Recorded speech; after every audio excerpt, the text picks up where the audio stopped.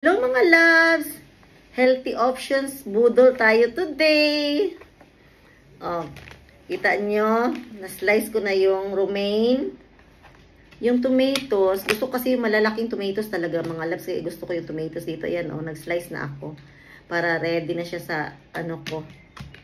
Kasi masyado kong inaano talaga ngayon yung health ko lang ang importante. Kaya ito, bumili ako ng linseeds. Nakamix na siya, yung may almonds. Kasi nga, yung almonds kasi mga loves, good talaga siya sa health.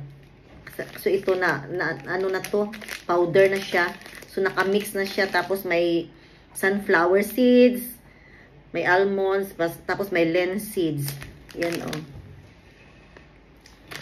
Para, kahit dito ako sa New Zealand, ma-maintain ko yung healthy na lifestyle kasi si nanay, pag doon ako sa Pinas, lahat ng dahon talaga ay pinapainom sa akin. Daily yan. Kaya dito, gumagawa ako ng paraan kasi walang leaves dito na kagaya ng sa atin. Kaya gumagawa ako ng paraan. Tapos, ito, bumili ako ng chia seeds kasi naubos na yung chia seeds namin. Tapos, yung mga ganito, yan. Yan. Tapos, may yung ganito. Yan yung hinahalo ko sa vegetable salads ko. Tapos, salads. Sorry naman. Tapos, yung banana, nilalagyan ko siya ng, ng organic na butter. Maganda yung peanut butter nila dito mga loves. As in, talaga. Yung peanut butter talaga siya na, yun lang, walang mix. Mas masarap pa siya sa Skippy. Kasi Skippy dati ang ginagamit ko nung dyan ako sa Pinas. So, yan lang mga loves ngayon. Kasi, yung yogurt naman namin dito, steady lang naman. Meron na kami dito sa bahay. Pero tubig lang dapat ang bibilhin ko ngayon. Kaso lang nabudol lang naman ako. Ang dami kasing dumating na mga bago.